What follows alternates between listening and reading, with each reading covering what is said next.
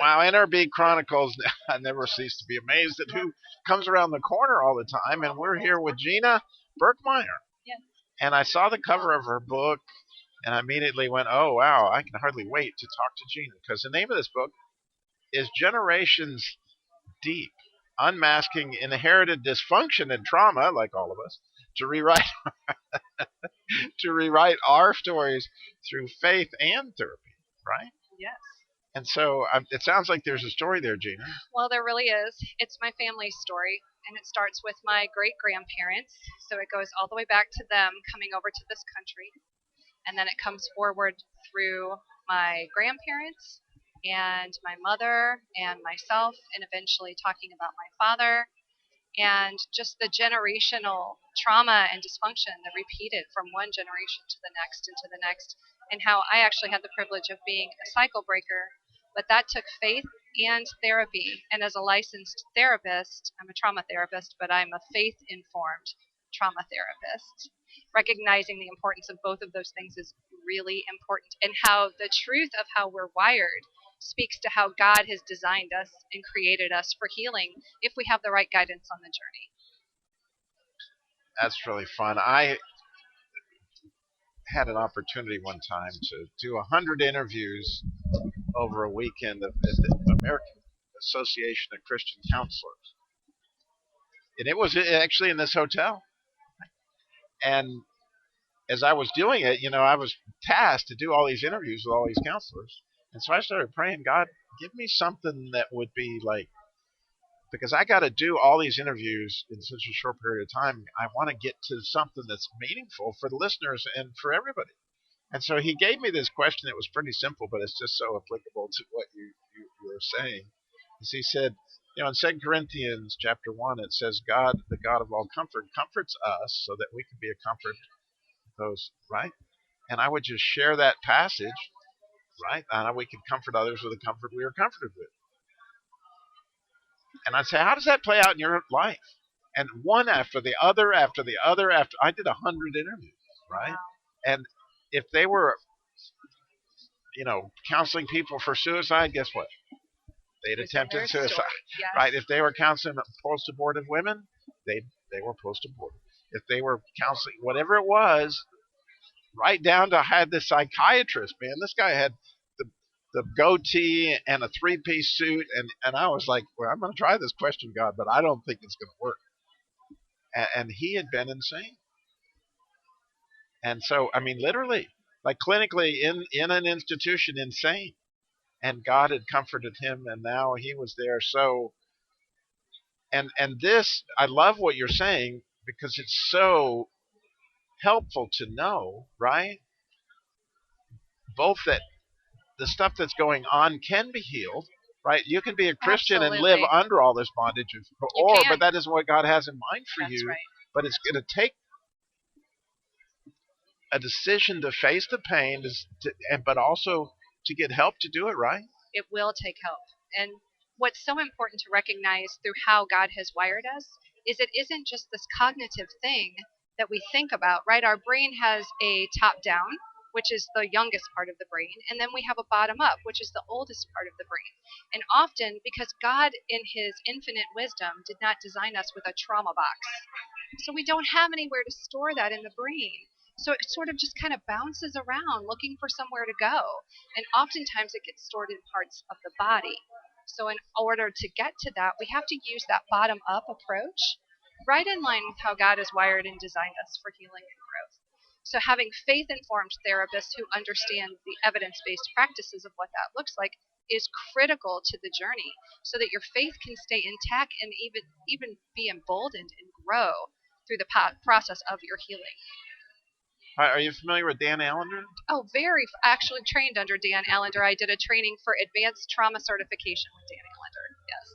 So when I think of trauma therapy, it was naturally where I was like, man, oh, what an amazing story, of God, just somebody that, and clearly, it's just so relevant for everybody right in this day and age because COVID itself is trauma, right? It is absolutely trauma. It is absolutely trauma. And I think that we may see something generationally as a result of it. Some of the fears that we cultivated in the realm of COVID, how we can pass that to the next generation and to the next, maybe covertly, but also overtly. What I often tell my clients is maybe your generational trauma doesn't look exactly like the generation before you, but if we follow the root down, follow the stem down to the root is going to be in those generations before. So we never know how that's going to play out from one generation to the next. So wow, and so when you wrote this book, which obviously you've got your own story, but I'm curious, who are you hoping would pick it up? So it's funny because so we have, of course, people get reviews for books, and one of my favorite reviews is, if you are a person who cares about people and interacts with people, then you'll want to read this book. And I love that because it really is for all of us, not only to address what we know that we've endured, but to help us understand what we don't know that we have endured. So in the book, there is story, there is the process of how faith and therapy work together, but there are also questionnaires and assessments that you can take, some that were created just for this book, to help people, give them permission to recognize, that thing that you went through that you sort of shoved under the table, that was actually trauma, and that's why you're having these difficulties in your relationships now. So for anybody who's maybe in that unsettled place, it's been very well received in the recovery community. It's had a huge message in the recovery community. Teachers are embracing this because how I talk about trauma impacting the child brain and development. So teachers have been embracing this. So I really think it is a book for just about anybody. Yeah, that would be I'm sure that it is, because I think we don't, any of us have to look very far to go, why is it that this little thing just sets me off, and next thing I know I'm bawling like a baby, or why is it that all these things, but also biblically, and I'm just interested in exploring this with you since you're in front of me, and I'm like, oh, okay, well, I'll just hit you with something. Let's do it. So you may have known that the number 6 Aaronic blessing, right? May the Lord bless you and keep you and make his face to shine on. That the idea of God's face is blessing, and so if you can look at him, look at you, you get the light that Moses, light, it's wonderful. But what I understand is that when he looks at you, and you can really get right in his face, like you can really get there, which is going to take a lot of courage and a lot of stuff that unfortunately the Israelites couldn't do that. But if you could do it, then he doesn't just look at you. He goes back and he goes forward. So he is actually putting a blessing on that father and that grandfather and all that. So as you broke the cycle that you're describing that you broke, are you tracking with me? Yes, that absolutely. There's a possibility that you're setting free these people that are clear back, for generations. Absolutely. I think there's some truth to that. There's this almost salvific effect, excuse me, that happens for the whole family, right? Going backward, and to your point, going forward.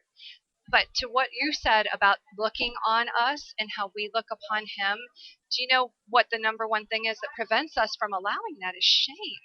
Right. Right? So because shame is the great divider, I think it is the number one. They talk about pride being present in the garden. I think shame was there before pride was, because I think the pride was a response to their shame. And I think they turned away because of their shame. They were naked and they were afraid and they were ashamed, right? All of that goes together. So when we can address that shame, then we get to say, okay, God, I'm going to let you look at this. I am scared, and I know this is like dirty rags before you, but I know you love me more than that, and I know that your son's blood washes away all that dirt. So I'm going to take my shame and I'm going to lay it at the feet of Jesus, and I'm going to let you look at me through those eyes. It's so cool you mentioned that. I process stuff all the time, and I actually have to do a talk on shame at a boot camp. We do John Eldredge kind of boot camps. Oh yeah, I'm very familiar with John Eldredge. And so I've got a shame talk that I'm actually leading off, because they consider me the Hebrew, so I'm going to break down shame from the Hebrew standpoint. And I was processing. I don't know if you've ever seen the Corrie ten Boom documentary that was done in Holland about her life. I haven't seen the documentary. Read all the books, have not seen the documentary. And so when you trace the word shame, you hit it right on the button as far as I'm concerned. Is it that moment right? Before the fall, it said, right, they were naked, but they weren't ashamed. That's right. Okay, so Corrie ten Boom was in a German concentration camp, and they're telling this story of them stripping them all these. Can you imagine? And what she told to her sister, who unfortunately died in the concentration camp, was, "I can't take I can't take this. I'm so ashamed standing there naked and cold in front of these Nazis that just absolutely, this picture is just unbelievable and unthinkable, right?" Yes. And what she said was just like, "Oh my gosh, that so much nails it," because she said that all of a sudden I got a picture of our Lord on the cross and realized that he was naked. Yes. And when I realized that he could do that, being we're talking about God himself naked on the cross. I don't think any of us want to even look at that in our mind, right? And she said when she did that she could endure it, because I've been thinking about that whole idea of shame and going, that's mentioned about 5 times in the 119th Psalm, that King David found a way to go to the Word to get covered, because I think that's what we need, the blood of Christ to Yes. cover that shame. Yes. But the problem is we don't even know where we're naked. Yes. And that's why we need help, right? Right. Absolutely. And that is why I think it's so important to have informed therapists who understand that we can't always come at it from here. Sometimes we have to come at it, the front of the brain. But sometimes we have to come at it from the back, right, and get those older parts of ourselves where all of that is stored. But that God redeems all of that, and He can come in and He can do work through all of those things. The things He has wired our brains to do is incredible, and the healing journey that He has wired us for, if you have the right guidance, is one that, what you mentioned earlier about all those therapists who said pass it on, right? Because God never heals us just so we can say, "Oh, look, I'm healed. I get to look at my trophy. Look at my healed trophy." No, it's so we can go out free people, right? And that's what we want to do. Healed people help heal people. Oh, this is such a significant book. I hate I don't have hours to give to it. Thank you. Because what an amazing. So where do you live? St. Louis, Missouri. How cool. Generations Deep. Gina Berkmeyer. Do you have a website? How do you want people to get connected to you? So people can find me on social media at My Out Loud Voice. My Out Loud Voice. Good right? for you. Thank you. And then my website is generationsdeep.com. That's a great thing. So you just have just like generationsdeep.com. How easy is that? Nice and simple. And oh my goodness, I think you're going to be blessed. And then, it's a good idea to reach out and call, right? Yeah. Connect with me. Absolutely. I can see at your website that obviously they can get there because, one of the steps of finding help is just to ask. That's right. And having the courage to say, because Dan Elder himself, John Elridge, those people are constantly getting counseling, right? And that's why they write the books the way they do, and that's why I wrote this book the way I did, because it's like I'm in the room with you. I can take you through the things. I can help you explore the things, and then encourage you to go to the next level to get the additional help that you need. So yes, would love for people to reach out. Just spectacular. Thank you, Gina. God bless. God bless you.